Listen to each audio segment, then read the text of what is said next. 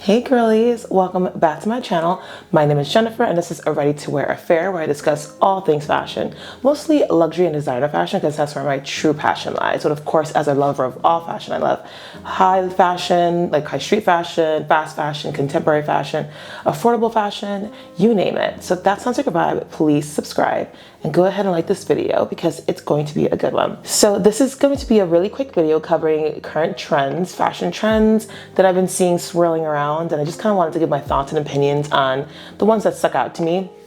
I'm gonna start right off with the trends that I'm just absolutely like, no. I'm just like, I will not be participating. I will not partake in the debauchery and the foolishness. It's not for me. And number one will be the jelly sandals. No. Someone needs to tell me, please, are they even comfortable? Especially the ones, the mesh jelly ones that are like with the grid pattern. I can't do it. And they look hideous on the feet. I get comfort, but not everything. You can have both. Girlies, you can have both comfort and style, and the jelly sandals are just not it in terms of style. No. To me, they kill an outfit. I don't understand the hype. I don't care if it's the Row, I don't care if it's Steve Madden. They are hideous to me, and I just refuse to participate in any jelly mesh sandal foolishness. Yeah, I just can't even try to like it. I'm just not a fan. So yeah, that's the first no-no for me in terms of a fashion trend. The next is kind of also going along the shoe trend, also a shoe trend that I'm side-eyeing. So much like the jelly grid-like slippers, I'm saying a no to just flip-flops. Flip-flops are great for, staying in the house, when you're at the pool, beach. Outside of that, I'm not a fan. I don't know, they're a little too casual for me. And like I said, comfort is key. You can be comfortable and chic. Like it's not one or the other, girlies. We can have both. We can have our cake and eat it too when it comes to being chic, fabulous, and extremely comfortable. And to me, the flip-flops are just a little too effortless. There's effortless, which I feel like a lot of us want to achieve effortless, like looking effortlessly fashionable, like you're not putting much effort into it, you didn't try too hard. That is definitely something you want to achieve, to look, like you pulled off a look without much thought, right? And it's like second nature for you to look good, because that's part of this whole like looking good, but not overdoing it kind of thing. And that is, yes, something to aspire to, but there's a difference between that and just laziness. And to me, flip-flops are a little lazy. If the flip-flops are a little bedazzled, if they have a little fun embellishment, or something that takes away from just the simplicity of the thong slipper style than just rubber, like just plain old simple rubber. Maybe the platform ones to me are a little cute. That I think I would do those, right? Those are doable. Those are better than just like flat, single sole, basic rubber, plasticky flip-flops. So yeah, that's my number two trend in terms of no. Number three, capri pants / biker shorts.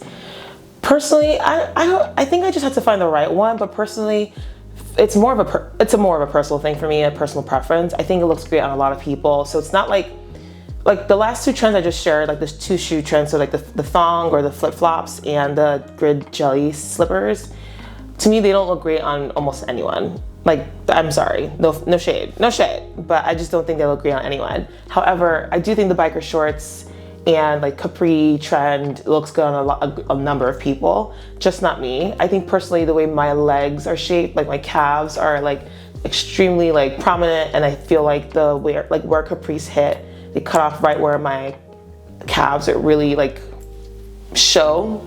So I'm just not a fan of how they make my legs look. I feel like they really accentuate my calf muscle, and not in a good flattering way, more in it's like a bulging, protruding, muscular attachment to my legs.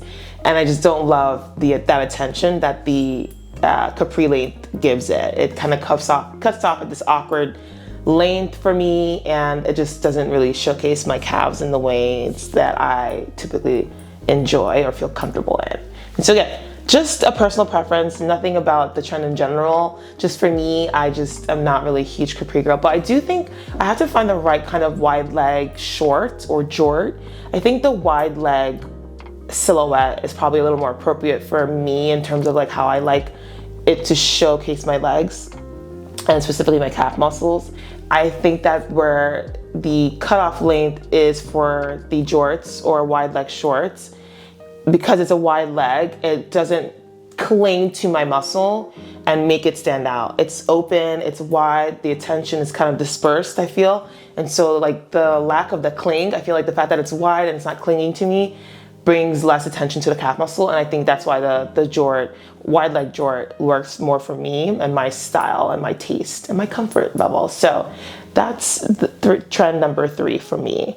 Trend number 4 that I'm just like, it's just too juvenile for me, and that's the bag charms. I've never really been into the bag charm trend. I'm just not a bag charm girly, never really been. And now they're doing it on bags and like, I mean, they're doing it on belts. You know, it was a big rage, I think last year, maybe the last 2 years even, to adorn your bag and customize your bag, especially if you have a bag that's super common, like the Birkin, you know, or a trending bag that everybody has, or, you know, the Margot bag, or whatever bag is trending. People like to differentiate themselves and make the look more them and make it more like customized and unique by using bag charms and all these different like bag accessories to just make it, again, distinct to each person. And I don't know, if you're worried about the bag being too generic, then get another bag. I said it. I don't know. The bag charms are just a little bit too juvenile for me. There's something I feel like a preteen or a teenager would be indulging in. And no shade to the girlies that are all about bag charms, but just for me personally, and the girlies can rock the bag charms. I've seen girlies rock those bag charms and just make themselves, they just pull it off so well, and they just make themselves look so like fashion forward. Love when girlies like really stylize and like take a trend like the bag charm and make it their own, and they just like pull off the look. Me personally, I can't pull it off, and I don't know, to me it makes me look juvenile, and I don't love that. I want to look like a grown girly. So yeah, that's a pass for me in terms of the bag charms. Bag charms, whether on the bags or on belts, like to me, it looks like a bunch of keys. Like you're throwing keys onto bags, and they should be inside your bag, not on the outside of your bag. And same with the belt, right? Charms, keys, they should be on the inside. You don't want to lose your keys. You can't get into the house. So that's how I feel about bag charms, or bag charms worn on belts. So yeah, that's that next trend. Okay, so that's pretty much it for trends that are like a no for me. And now we're gonna kind of segue into the trends that are a definite yes, which I think is the more fun part of this video. So let's jump in. Really recently, I would say in the last few weeks, I've been really into shopping the resale market. I feel like even resale market for not even old stuff, like for recent stuff, you know, a lot of things are expensive. We're in a recession. Inflation is at an all-time high. And it's just really pricey to buy things regular price or even wait for the sale. Oftentimes, by the time you wait for things to hit the sale racks or hit the sale clearance section, it's sold out of your size, right? Completely sold out of your size. Or maybe it's not trending anymore, right? It's kind of out of style. The way trends are in rotation and the way they change over so quickly these days. You know, when you don't buy something as it drops, if you buy it by the time and you wait for it to get to sale, it'll kind of be out of season, or it'll be out of style, or again, like I said, no more sizes left for you. Like you're dealing with the slim pickings. Factoring all those things in, things being too expensive at retail price, you know, not wanting to wait for sale because they won't have your size, or, you know, the colors options will be like the least desirable colors, right? All those kind of factors. Given those things, to me, it's made resale shopping, consignment shopping more attractive, right? More practical. I find that there are people who will buy something, they can afford to buy something regular price, they can afford to buy something right when it drops, right when it's new in with like no discount, and then maybe they'll wear it once or twice, or they won't even wear it. They'll change their mind about it, and they sell it to like the Real, or like they sell it on Vestiaire Collective. That's what I've been looking for. That to me is a new technique or a new method of shopping where it's not just me going to like the main websites, the department store websites, the luxury websites or whatever.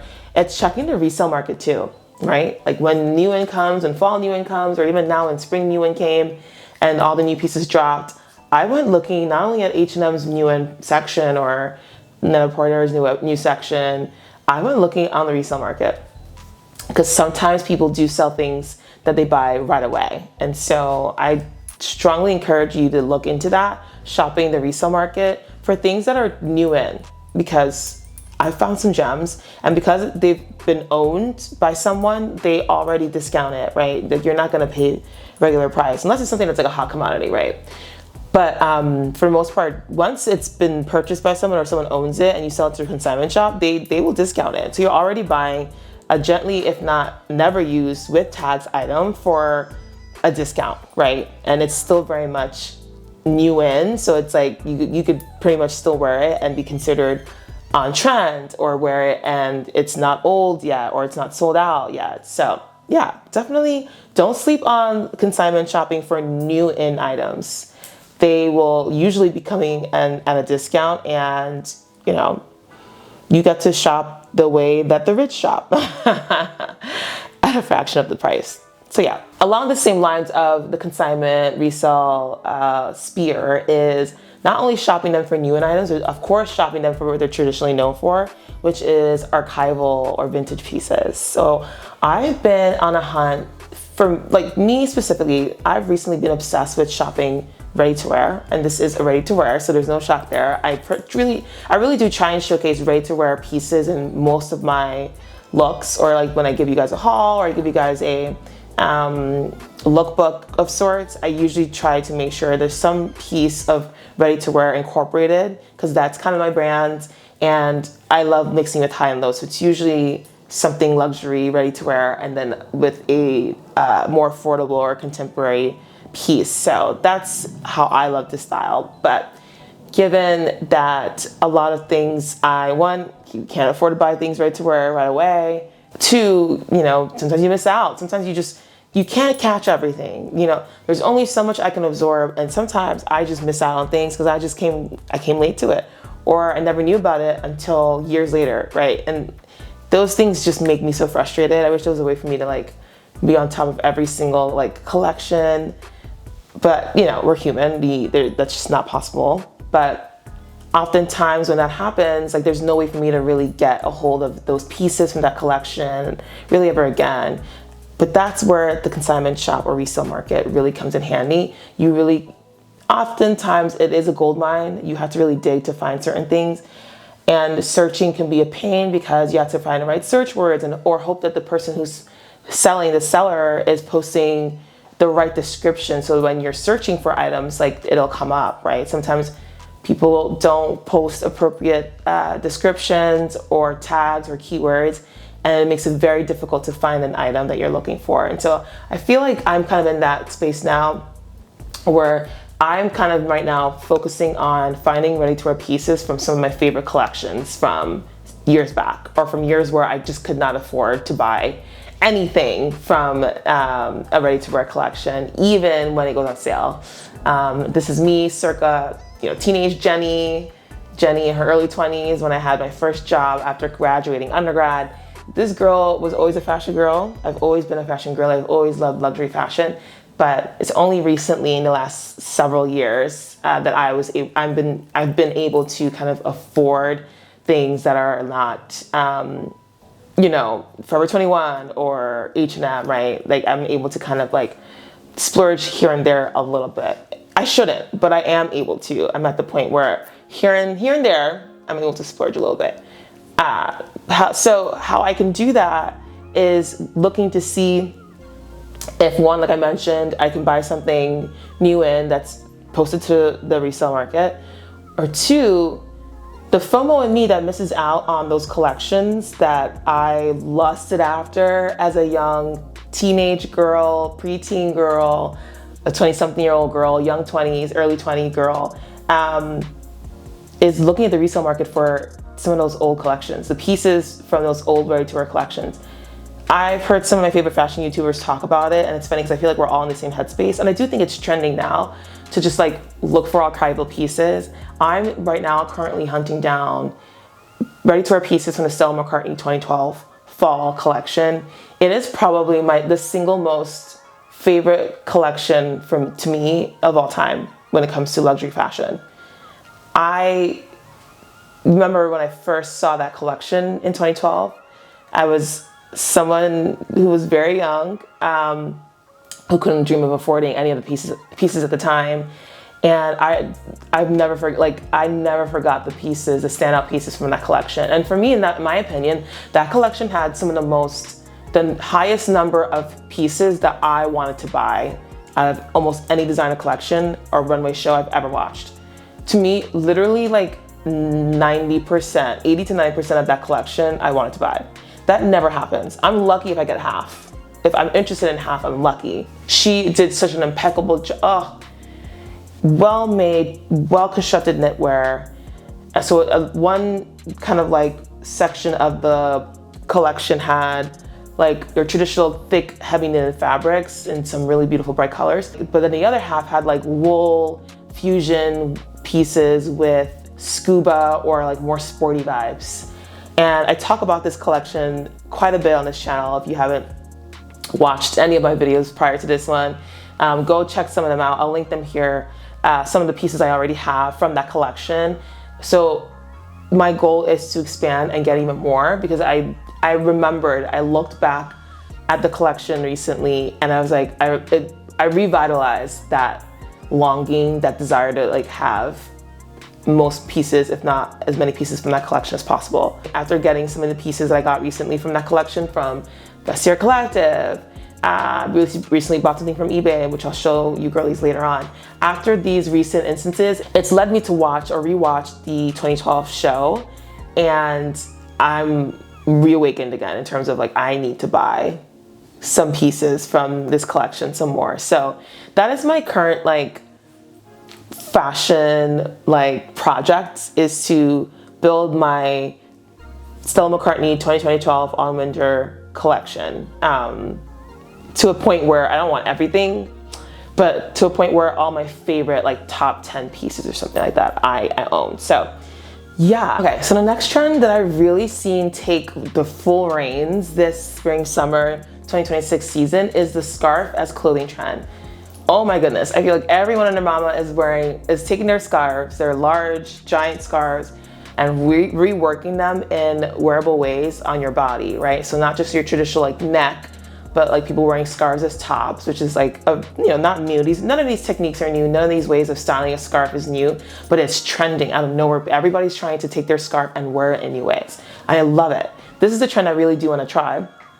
I love when people wear it as a top, of course. I love when people wear scarves as skirts or like a topper to add a really cool layering effect to like what they're already wearing on the bottom. So like maybe they're wearing a pair of pants.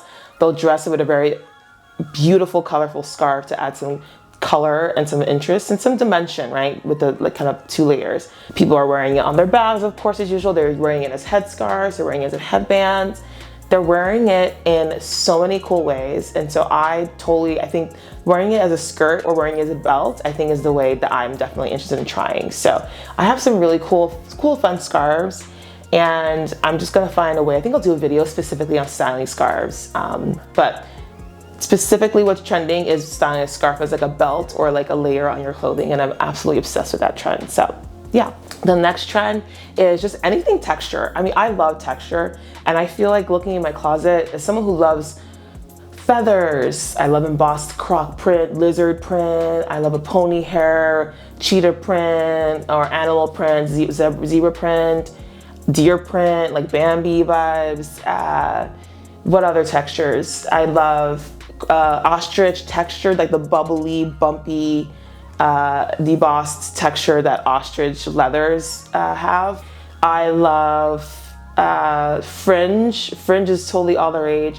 And so anything textured, I just feel like I need to get more textured pieces in my closet. I don't have much texture. I feel like in my mind I thought I did, but when I look, I don't have too many textured pieces. So now that I'm aware of that, I'm gonna like specifically look out for pieces that have that element of texture. Elevate your otherwise flat pieces watching the movement when the wind blows or as you're walking. Now that we're not wearing coats anymore, we're wearing our full outfits out in the open, and it would be just really nice to see the way that these textures flow in the wind, the movement that they bring to an otherwise, you know, static outfit. So yeah, flowy fabrics too, right? Doesn't necessarily have to be textured. So that's my category, flowy fabrics, as a trend that I definitely want to be trying out this spring/summer. So we're actually up to trend number 9. So for trend number 9, I really want to get myself more cords or more sets, and specifically the crop top or bralette and like maxi bottom set. I already have some really beautiful ones in my closet. I have a really beautiful set from Alex Perry in this beautiful blush tone pink. I'll put it up here. I've worn this before in the past and I've styled it on my channel here. So I absolutely love that set. I want more like it. I had this really beautiful one from Nanushka as well. This one's long sleeve, but it's crop top with a maxi skirt, so that also counts. I also have one from the Monroe and Sanji collection that they've done a few years back.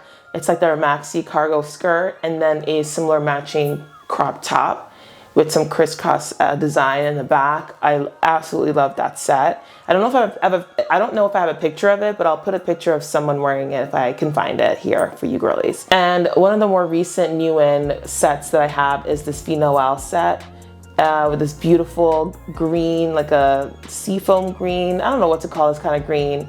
So it's not a dark green, it's like a soft green, a little bit kind of like a dark pastel green with some beautiful floral detail. And so it's a matching set at the top and the bottom. The bottom is a super fun, sheer, wide leg pant. And I absolutely love how voluminous it is. It is super flowy, so it also has that aspect of like texture and flow to it that I love and I spoke about earlier as a trend that I want to make sure I have more pieces that embody that. But yeah, so that's my most recent cord set, again, like crop top or a bralette and matching bottom.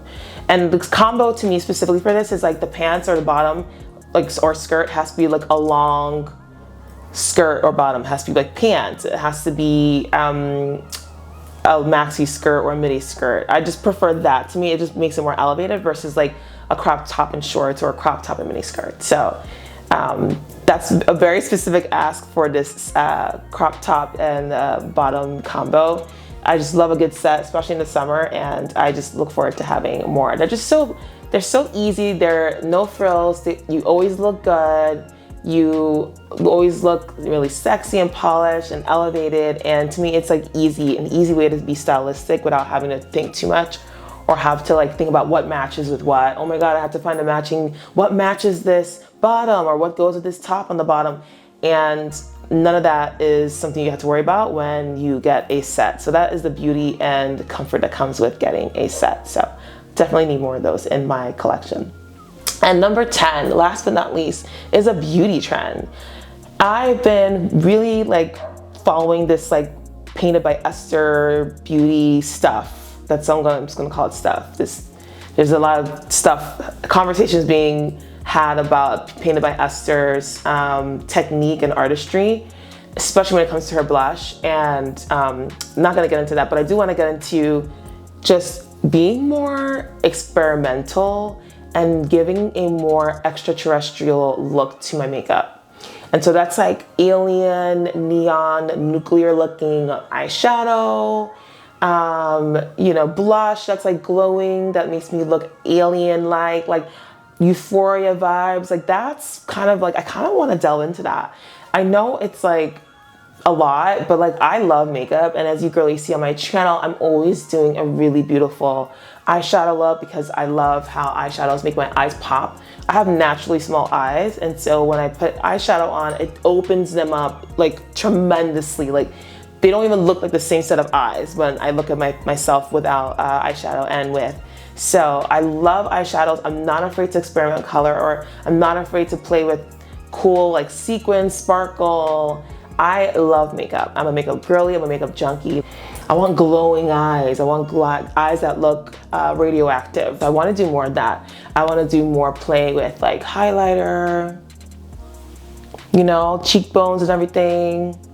Olandria vibes, you know what I'm saying? So Yeah, I'm looking forward to doing that, especially for a nighttime look. So let me know what you guys think in terms of the trends that I just shared here as well. If you're also participating, if you agree with me, if you disagree, why? Are there any trends that I didn't mention here that you think I should consider talking about, whether I like it or not? Let me know. Drop a comment in the comment section and I'm happy to take a look at what you guys are suggesting. So thank you girlies so much as always for watching. Please stay safe, please stay blessed, please stay respectful, and I will see you girlies in the next video. Bye.